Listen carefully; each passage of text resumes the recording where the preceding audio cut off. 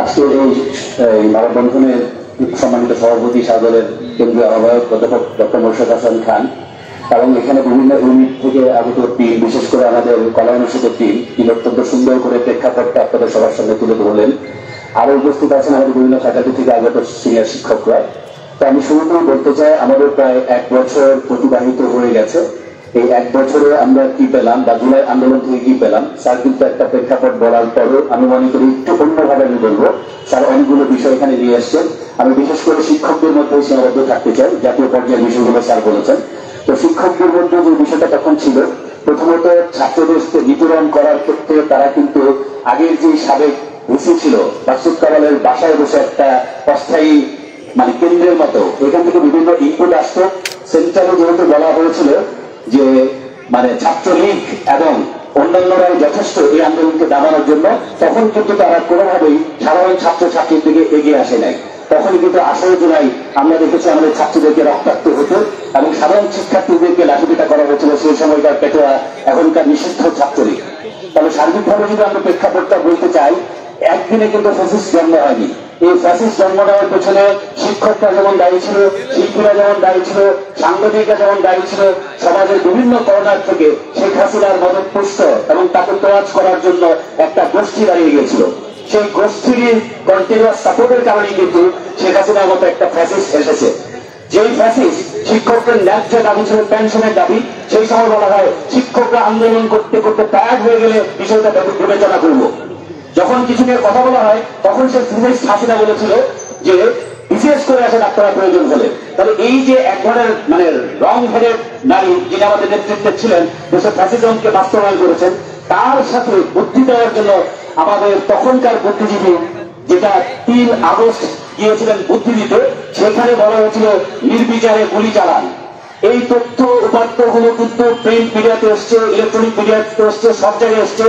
আমি প্রশাসনের কাছে প্রশ্ন রাখতে চাই, এত ক্লিয়ার এভিডেন্স থাকার পরেও এই বিষয় নিয়ে এত গড়িমসি কেন? আমরা যখন এখানে দাঁড়িয়েছি আমাদের ছবি তুলে নেওয়া হয়েছে, বিভিন্ন এজেন্সি থেকে আমাদেরকে ফোন দেওয়া হয়েছে।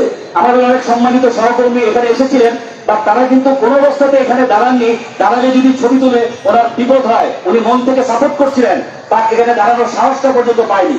তাহলে শিক্ষক সমাজ যখন গণতান্ত্রিক ধারা ছিল না, যখন তারা কথা বলতে পারতো না, তখন কিন্তু তারা মন থেকে ঘৃণা করেছে। তাই আমরা এখন বলতে চাই, প্রশাসন বিভিন্ন ফ্যাকাল্টিতে টিম নিয়োগ দিয়েছেন। বিশেষ করে একটা ফ্যাকাল্টির ব্যাপারে আমরা প্রশাসনের কাছে অবজেকশন জানিয়েছি, সেটা হচ্ছে সোশ্যাল সায়েন্স ফ্যাকাল্টির ডিন।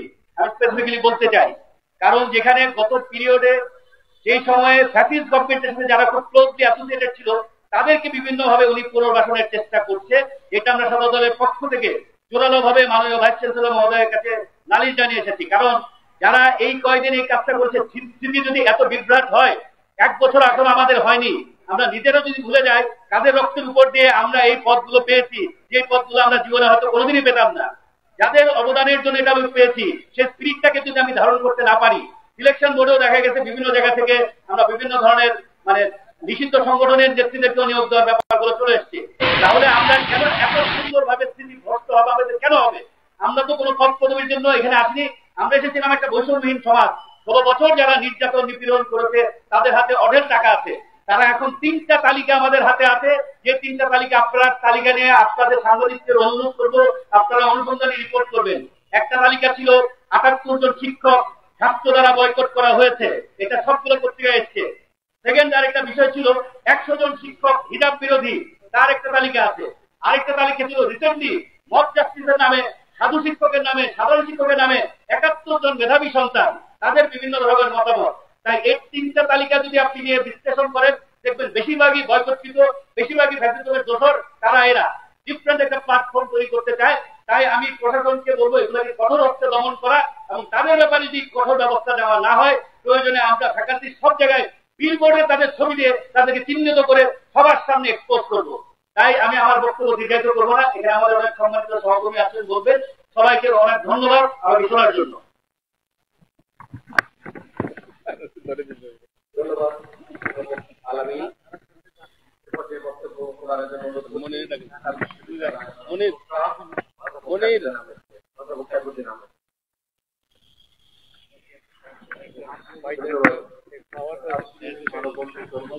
আজকে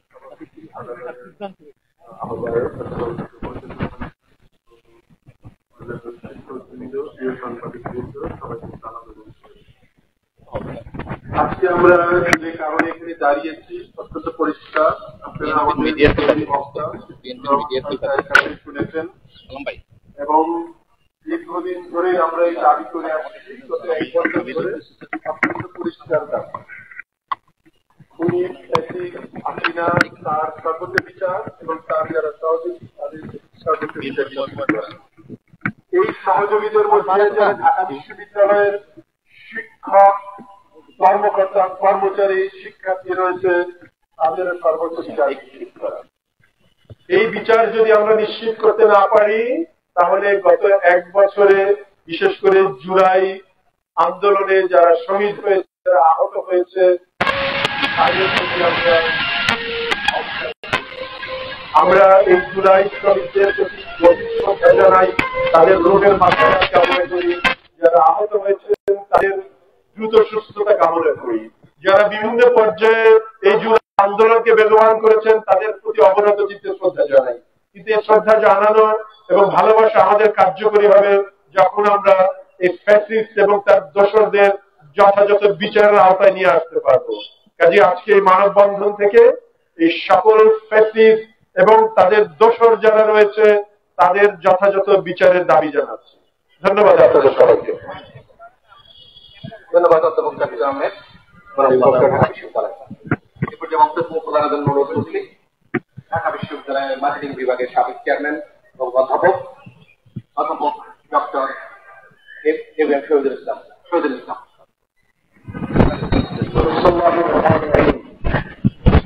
আজকের এই মানববন্ধনের সম্মানিত সভাপতি, আমার প্রিয় সহকর্মীবৃন্দ এবং সামনে আমার সাংবাদিক ভাইয়েরা এবং জুলাই বিপ্লবে যারা অংশগ্রহণ করেছেন এবং আজকে আসছেন তাদের সবাইকে সাদা মতো দেখি। আমি কোন বাড়তি কথা বলতে চাই না। বিষয়টি খুব পরিষ্কার। 1 বছর শেষ হয়ে গেছে। আমরা আমাদের সন্তানদের রক্তের উপর দিয়ে এখানে দাঁড়িয়ে আছি। যারা প্রশাসনে আছেন তাদেরকে পরিষ্কার জানিয়ে দিতে চাই, জুলাই বিপ্লবে যাদেরকে হত্যা করা হয়েছে, যারা হত্যা করেছে তাদের সর্বোচ্চ শাস্তি অবশ্যই নিশ্চিত করতে হবে। না হলে প্রয়োজনে আমরা আবার রাস্তায় নামব। এবং যারা তাদের সহযোগিতা করেছেন যে কোনো পর্যায়ে আছে, শিক্ষক হোক, ছাত্র হোক, যে পর্যায়ে থাকুক না কেন, এবং প্রশাসনের লোকজন হোক, সবাইকে শাস্তির আওতায় নিয়ে আসতে হবে। আমরা সাধারণ বিশ্বাস করি আমরা ভবিষ্যতে একটি সুন্দর, সুস্থ, গণতান্ত্রিক বাংলাদেশ চাই। আমরা জাতীয় ঐক্য চাই, কিন্তু ফ্যাসিস্টের সাথে কোনো ঐক্য হবে না, হবে না, হবে না। সবাইকে জুলাই বিপ্লবের শুভেচ্ছা জানিয়ে এবং এই বিচার ত্বরান্বিত করার জন্য দাবি জানিয়ে আমি আমার বক্তব্য শেষ করছি।